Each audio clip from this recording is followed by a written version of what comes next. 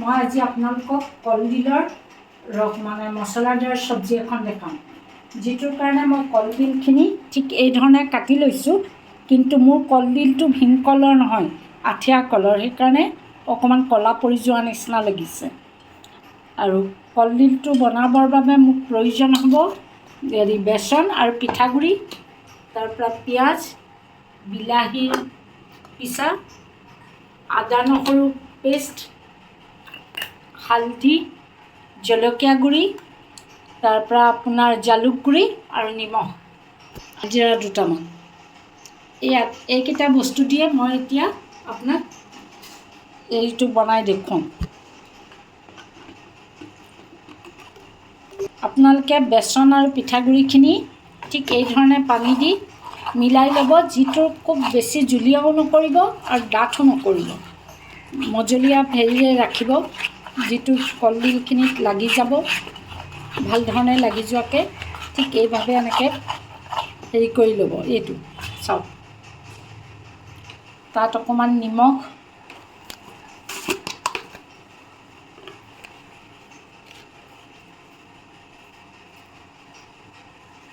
জলকীয়া গুড়ি দিব।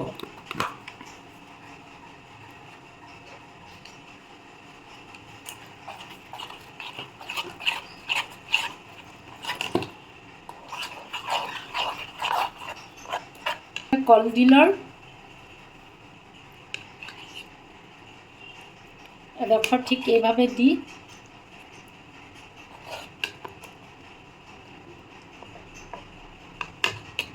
আৰু গেছটো আপোনালোকে জ্বলাই লৈ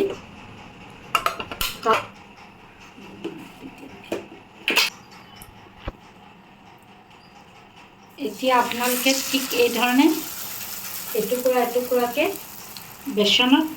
বেচন পিঠাগুড়িৰ ঘোলটোত দি পেলাই দি দিব।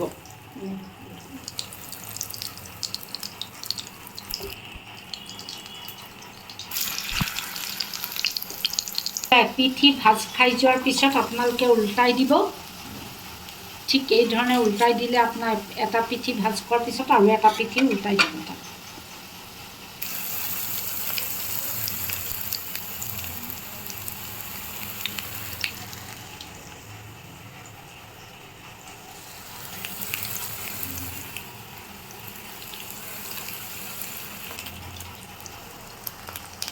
এই দুই পিঠি ভালকৈ ভাজ খাই যোৱাৰ পিছত আপোনালোকে তেলৰ পৰা উলিয়াই দিব। এতিয়া আপোনালোকে বাকী থকা কেইডোখৰো ঠিক এনেকৈ পিঠাগুড়ি বেচনৰ পেষ্টত লেটিয়াই লৈ ভাজি ল'ব মানে।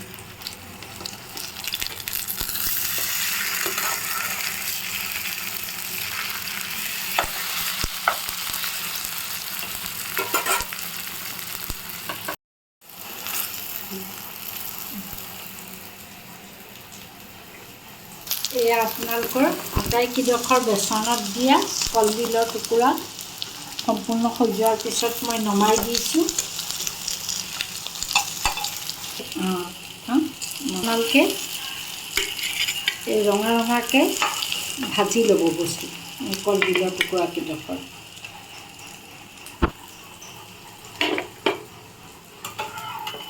এতিয়া এই কলডিলৰ এইখিনি আপোনালোকে গ্ৰেভি কৰিবৰ কাৰণে কেৰাহীত অলপ তেল দিব, 2-3 চামুচমান তেল দিব।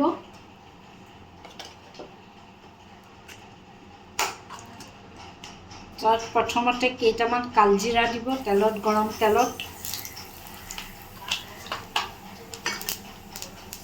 তেজপাত এখিলা টুকুৰা কৰি লৈ দিব, কণ জলকীয়া এটা দিব,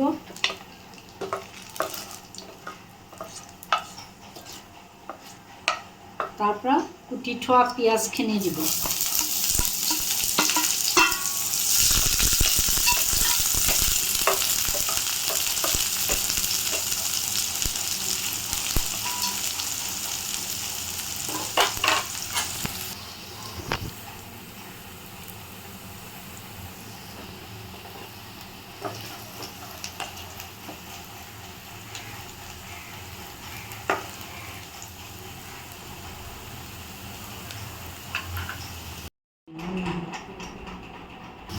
এই পিঁয়াজখিনি অকণমান ভাজ খোৱাৰ পিছত আপোনালোকে আদা নহৰু পেষ্টটো দিব।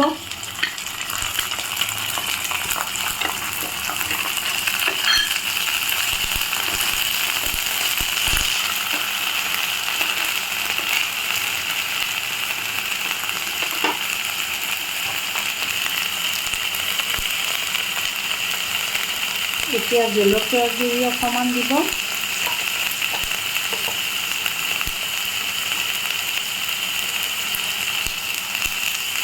হালধি,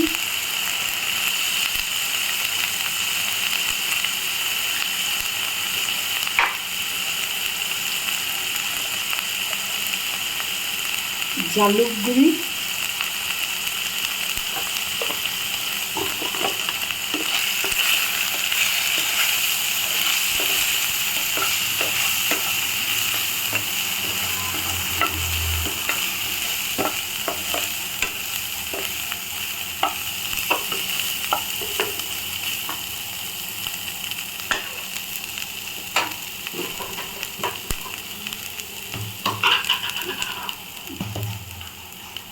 সেইটো কৰা যায় সেইকাৰণে মই জানো এইটো কাম কৰিব লাগিব।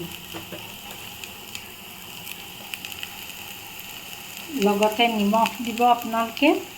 নিমখ দি তাৰপিছত আপোনালোকে বিলাহীৰ পেষ্টটো দি দিব। পেষ্ট কৰি থোৱা বিলাহীখিনি দিব।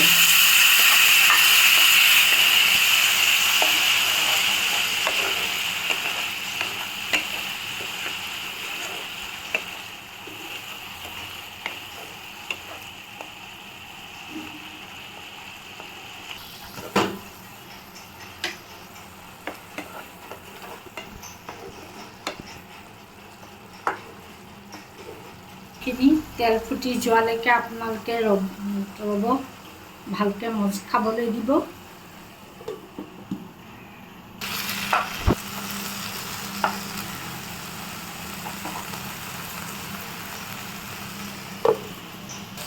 এতিয়া চাওক এই মছলাখিনি তেল ফুটি গ'ল, তাৰমানে আপোনাৰ মছলা মজুৱা সম্পূৰ্ণ হৈ গৈছে। এতিয়া ইয়াত আপোনালোকে গৰম পানী দিব।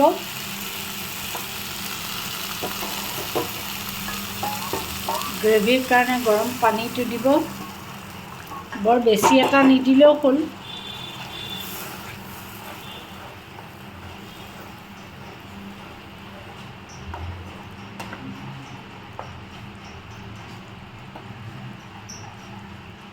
এতিয়া ইয়াত আপোনালোকে কাঁচকলৰ ফ্ৰাই কৰি থোৱা কলডিলৰ ফ্ৰাই কৰি থোৱা পিচকেইটা দি দিব।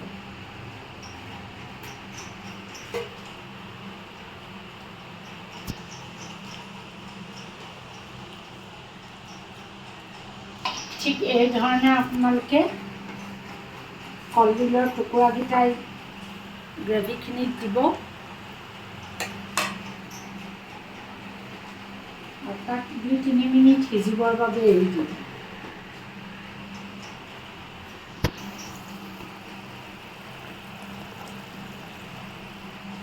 এইখিনিয়ে হ'ল আপোনালোকৰ কলডিলৰ গ্ৰেভি চব্জি।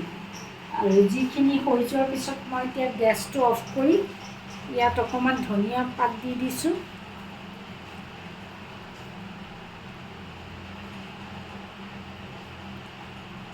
উলিয়াই পেলাই চিচা। এইখিনিয়ে হ'ল আপোনালোকৰ কলডিলৰ গ্ৰেভি চব্জি, যিটো আপোনালোকে আজি কলডিলটো সদায় ভাজি খাই কাটি কাটি মিহি মিহিকৈ। মই আজি এনেকুৱা ধৰণে বনাইছোঁ, কাৰণ সদায় একেটা ধৰণে খাই ভালো নালাগে। কেতিয়াবা কিবা এটা নতুনত্ব হ'লে খোৱাৰ আমেজটোৱে বেলেগ হয়। আৰু এনেকৈ বনাই আপোনালোকে কাৰোবাক দিলে সিও ভাল পাব খাই, বেলেগ ধৰণৰ তাত পাব। আৰু যদি মোৰ আজি এই কলডিলৰ ৰেচিপিটো ভাল পালে, তেতিয়াহ'লে আপোনালোকে লাইক কমেণ্ট কৰিব বুলি মই আশা কৰিলোঁ। আৰু মোৰ ভিডিঅ'টো শ্বেয়াৰ কৰি দিব, যাতে অন্য 10জনেও দেখা পায় এই কলডিলৰ চব্জিখিনি। আৰু আপোনালোকে মোৰ ফেচবুক পেজটোত ফ'ল' কৰিব বুলি মই আশাও ৰাখিছোঁ। সেইকাৰণে সেইবাবে মই আপোনালোকক নতুন নতুন ভিডিঅ' যি পাওঁ তাকে দেখুৱাওঁ। আৰু ইউটিউব চেনেল তস্পিয়া কিটচেনটোক ছাবস্ক্ৰাইব কৰি দিব দেই। মই আশা কৰিছোঁ আপোনালোকৰ ওপৰতে আপোনালোকে ভাল পালে নে বেয়া পালে কমেণ্টত মোক জনাব। ধন্যবাদ।